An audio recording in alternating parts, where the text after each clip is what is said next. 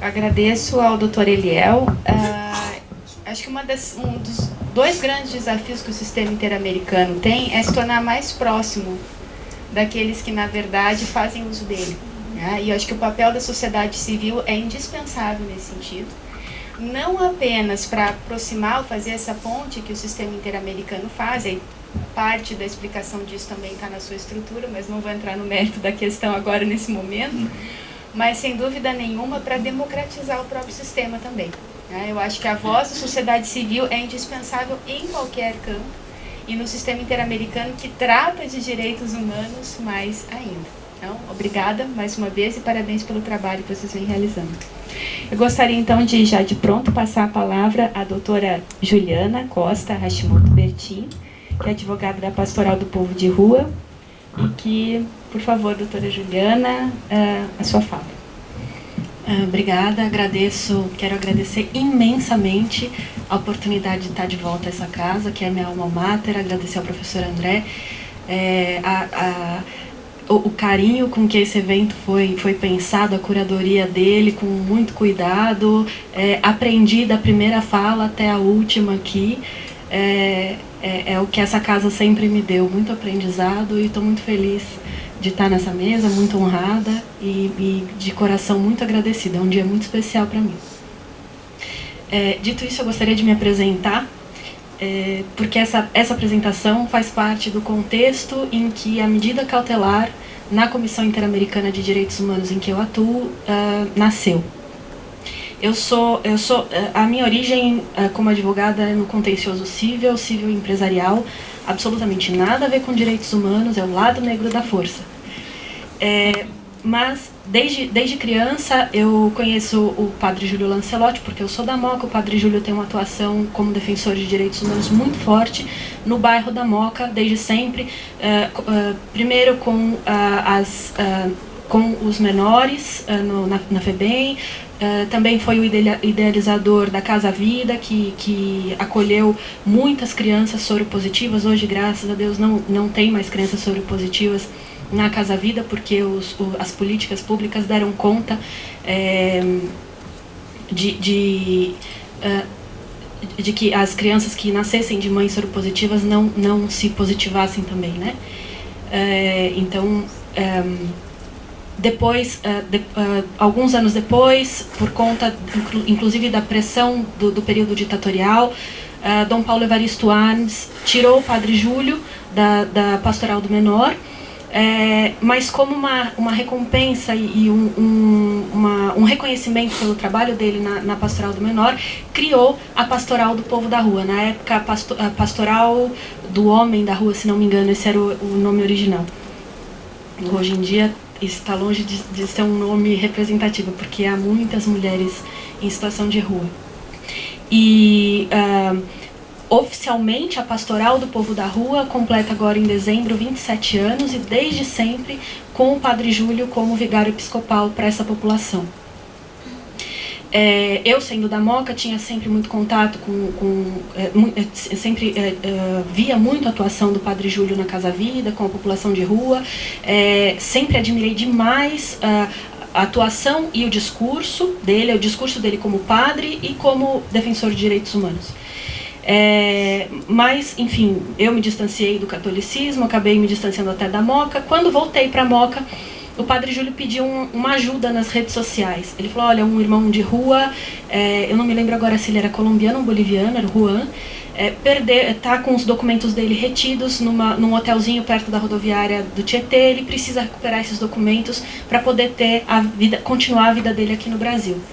Eu falei assim: bom, é cível, acho que vamos ver como eu consigo ajudar. E daí, assim, saía muito mais caro eu entrar com uma ação e mover o Estado e tudo aquilo para recuperar os documentos do que pagar as diárias que ele estava devendo. Então, fui lá, paguei as diárias que ele estava devendo e recuperei os documentos do Juan. E desde então, o padre Júlio falou assim: eu posso te pedir mais alguns favores aqui na Pastoral? Eu falei: sem dúvida. E isso já são 2 anos e meio de uma loucura absoluta, porque casos com a população de rua são dezenas diariamente, né? Eu costumo dizer que para a população de rua nunca houve um período autêntico de redemocratização.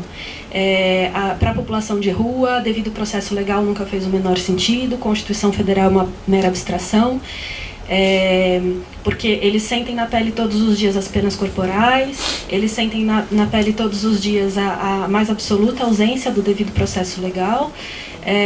Então, para a população de rua, nada, democracia, cidadania, nada disso faz o menor sentido no dia a dia deles. Um problema crescente, não só pelo recrudescimento que a gente tem visto nas políticas, mas também pelo aumento da população de rua, do número de pessoas em situação de rua, né? Já começa pela contagem deles. A gente está passando agora pelo período do censo da Pop Rua, com uma instituição que em princípio tem alguns interesses numa contagem a menor.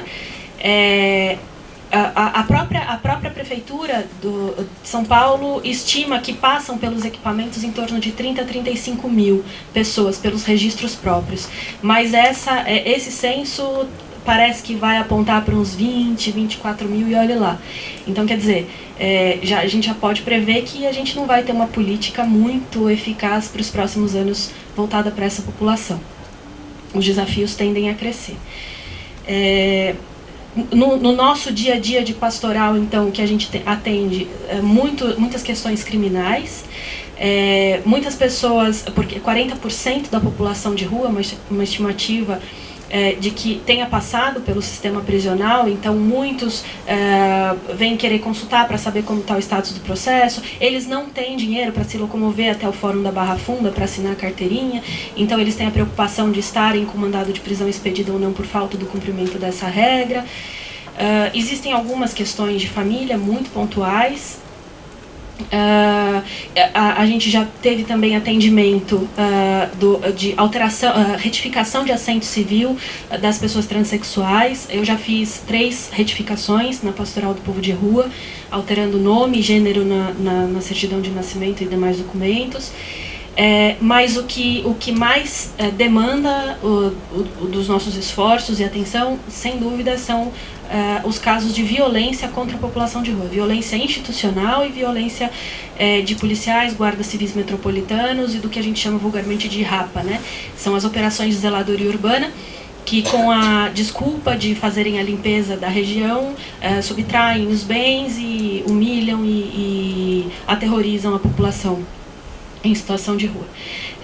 Nesse contexto, então, a região da Moca também é muito especial nesse sentido, porque por algumas decisões da administração foram criados centros temporários de atendimento, os albergues, entre aspas. E a população da Moca, super reacionária, super preconceituosa, fica em cima das autoridades, do poder público, para que retirem esses equipamentos sociais de lá para diminuir a concentração de pessoas em situação de rua ali. E atribuem a escolha da administração pública à figura do padre Júlio Lancelotti pela presença de uma maior concentração de pessoas em situação de rua ali. Então, nessa panela de pressão ali daquela região, que está o contexto dessa cautelar. Eu não tenho uma experiência nos direitos humanos além disso. Como eu disse, o meu histórico era outro. A minha experiência na Comissão Interamericana, então, ela é muito bem circunscrita no tempo e no espaço. Não, por isso eu acho que ela não tem algumas coisas muito interessantes que eu gostaria de observar, né? Diante dessa ebulição toda, o padre Júlio Lancelotti sofre muitas ameaças, muitas agressões verbais e muitas humilhações. Vocês devem saber, ele foi acusado, que ele conseguiu inclusive depois provar que era uma extorsão, ele foi acusado de pedofilia. Conseguiu provar o processo de extorsão todo, só que até hoje a população da Moca usa isso, que eu acho extremamente cruel um senhor de quase 71 anos de idade, usa isso e as autoridades, a Prefeitura Regional da Moca, ou mesmo outras instâncias maiores, né, o próprio prefeito, o próprio governador, tem ciência de tudo isso e nada fazem. Quer dizer, na nossa leitura, eles se valem dessa agressividade da população. Bom, enquanto eles estão atacando o Padre Júlio, por uma decisão que não foi dele, eles não estão nos atacando. Então, na nossa leitura também, o poder público se valendo dessa leitura da população para se resguardar e deixar que o Padre Júlio seja massacrado, né? Em 2000, então, a cada novo episódio de agressões, ou cada novo episódio envolvendo questões de pessoas em situação de rua, surge uma avalanche de agressões e ameaças contra o Padre Júlio. Uma dessas foi após descobriram uma pessoa morta, enforcada no Parque da Moca, e atribuíram a presença de moradores de rua, aquele homicídio, já atribuíram também ao Padre Júlio e tudo mais, e veio uma avalanche. A gente entrou com uma representação criminal pedindo que se apurassem quem eram as pessoas que agrediam, quem eram as pessoas que acusavam e ameaçavam. E daí, depois disso também, as pessoas começaram a ver que haveria uma punição para aquele tipo de crime, só que ao invés de pararem, elas reincidiam. Então, no final de 2017, houve em São Paulo uma visita da Comissão Interamericana. O senhor Paulo, que estava aqui sobre a Botkiss, ele estava lá também. Ele, já naquela ocasião, ele relatou naquelas audiências, nos diálogos com a sociedade civil, que são mecanismos que a comissão de diálogo para a sociedade civil, para a sociedade civil poder verbalizar as violações que presencia, que sofre. Naquela ocasião, então, conversando com a senhora Esmeralda, que é a presidente da Comissão Interamericana, sobre essas violações, ela falou assim: eu acho que é o caso de vocês fazerem um pedido de uma medida cautelar. E foi assim que nasceu a nossa medida cautelar 1450 de 2018, /BS-S. Foi uma surpresa. Pela minha experiência de contencioso civil do Brasil, foi mais surpreendente ainda, porque fazer com que essas pessoas em situação de rua, essas pessoas que são o tempo inteiro violadas nos seus direitos, tenham o próprio discurso tido como crível, é muito difícil. E esse caminho na Comissão Interamericana, surpreendentemente, não foi tão difícil assim. Naquela ocasião, tava essa panela de pressão muito tensa, muitas ameaças, muitas agressões. Nós estávamos vivendo também uma situação muito particular com uma das pessoas em situação de rua, que era o Daniel, ameaçado por policiais, ameaçado por guardas civis metropolitanos. E no pedido, eu fiz um pedido de cautelar à mão, o que eu achei fantástico. Falando da situação do Padre Júlio, a questão do Daniel eu coloquei na cautelar como uma forma de exemplificar o que acontecia. As violações aconteciam contra o Padre Júlio também através dos moradores de rua. E eu citei, porque naquele momento a figura do Daniel era a figura da vez, né? A gente tem figuras da vez, assim, cada momento é um. Naquele momento era o Daniel. E alguns meses depois, isso foi feito em novembro, alguns meses depois a Comissão Interamericana entrou em contato para dizer: olha, achamos que de fato estavam presentes os requisitos de urgência, as questões estavam individualizadas, porque esse também é um requisito formal importante. Não adiantava eu falar que existia uma violação contra a população de rua, eu precisava individualizar essas violações, né? Nós então enxergamos os critérios, a individualização da conduta, a urgência e a omissão do Estado, porque afinal de contas vocês acionaram o Estado, existem representações criminais em curso, vocês acionaram o Ministério Público, vocês acionaram as corregedorias, isso foi muito importante, e claro, municiei todo o pedido feito à mão com os pedidos, com os inquéritos da corregedoria. Isso foi determinante na minha opinião. Eu pensei comigo, pela minha falta de experiência, a gente vai conseguir visibilidade do nosso problema, mas isso não vai adiante, tanto que eu não havia dado esperança para o Padre Júlio. Olha, padre, a gente dá visibilidade, a gente deixa outras pessoas cientes de que estamos em risco, mas eu acho que para por aí. E para nossa surpresa, não. Para nossa surpresa, a medida cautelar foi concedida e está ativa até agora. Para maior surpresa, nós fomos convocados para uma reunião de trabalho na Jamaica para discutirmos com o Estado brasileiro medidas concretas de segurança para o Padre Júlio e para o Daniel. Na ocasião, o Padre Júlio já estava inserido no programa de defensor de direitos humanos do governo federal. Nós temos diversas críticas a esse programa. Um detalhe muito importante que eu acho, que a Comissão Interamericana, por que também eu digo que é uma experiência muito bem localizada no tempo e no espaço? Porque talvez, diante de outras conformações da própria comissão, se fossem talvez outros comissionados, ou se na agenda da Comissão Interamericana não estivesse agora presente de maneira muito forte a preocupação com os defensores de direitos humanos, talvez o nosso pleito não tivesse tanta força. Então isso também é um aspecto que eu considero bastante importante nessa experiência minha única. Então eles nos chamaram para a reunião da Jamaica, para uma reunião de trabalho para discutir medidas concretas. Na ocasião, se não me engano, por causa das nossas denúncias e porque chegou ao conhecimento do Estado brasileiro que nós havíamos acionado um organismo internacional, um supranacional, a gente notou que nós conseguimos criar um mal-estar, que eu já acho um ponto bastante positivo. E daí, rapidamente, inseriram o Daniel no programa de defesa de vítimas e testemunhas, o Provita. Se não me engano, isso foi antes da minha ida, foi antes da minha ida à Jamaica. E pelo perfil, a gente convive com pessoas em situação de rua de maneira muito intensa. Conversando com o Padre Júlio falou: o Daniel não vai aguentar esse programa. É um programa extremamente restritivo, ele vai ficar isolado da sociedade, não vai dar certo isso. Mas ele aceitou, eu trouxe aqui até a Secretaria de Justiça para que ele fosse levado para lugares que a gente não sabe quais eram. Segundo ele, depois ele ia mudando quinzenalmente de lugar. E lá na Jamaica eu falei: olha, a gente acha que não vai dar certo, ele vai desistir, então nós propomos ao Estado brasileiro que flexibilize as regras do Provita para o Daniel. Ficaram de avaliar e nunca nos deram resposta.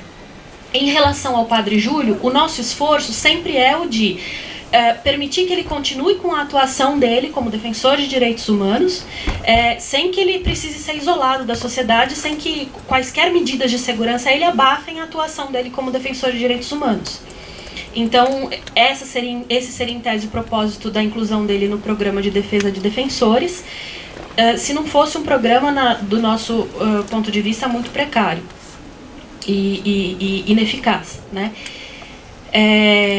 Enfim, a reunião da Jamaica teve como conclusão o seguinte: então vocês saem daqui e continuem discutindo sempre com a palavra das vítimas, a palavra das pessoas que estão sendo agredidas, porque são elas que devem definir, elas que devem dizer quais são as medidas que vão assegurar, porque o que importa também não é só a segurança física, também é a sensação de segurança, é a segurança emocional, né? E depois dessa reunião da Jamaica, eu relatei novas situações de violência, e nós fomos novamente convocados para uma reunião de trabalho em Washington. Levei outras situações de violação. A relatora, Antônia, entendeu muito rapidamente que muito possivelmente a gente está numa escalada de aumento dessas violações, dessas agressões, dessas ondas de agressões que o Padre Júlio costuma sofrer, e determinou então que o Estado brasileiro tomasse com maior seriedade a situação e pensasse com mais seriedade em mecanismos concretos de proteção aos dois, né? Não preciso dizer que até agora nós não temos medidas concretas. O Daniel desistiu do Provita, porque realmente, e a gente inclusive acha que ele voltou diferente, talvez com algum desequilíbrio emocional, que precisasse de um acompanhamento, porque realmente foi um isolamento social muito severo. E também no âmbito do programa nós consideramos que ele foi muito testado. Isso pode ter sido uma percepção particular muito íntima dele, porque quem passa pelo sistema prisional, quem vive na rua, é o tempo inteiro testado, o tempo inteiro questionado. Pode ser que ele já carregue, mas ele conta algumas situações que nos fazem crer que de fato ele tenha sido testado, inclusive no âmbito do programa de proteção à testemunha, à vítima e testemunha. O que é revitimizar. Tá acabando? Enfim. Essa é a minha experiência muito circunscrita no tempo e no espaço, é apenas uma. Quem tiver dúvidas e quiser trocar ideias, eu estou sempre aberta, porque pode me ajudar muito.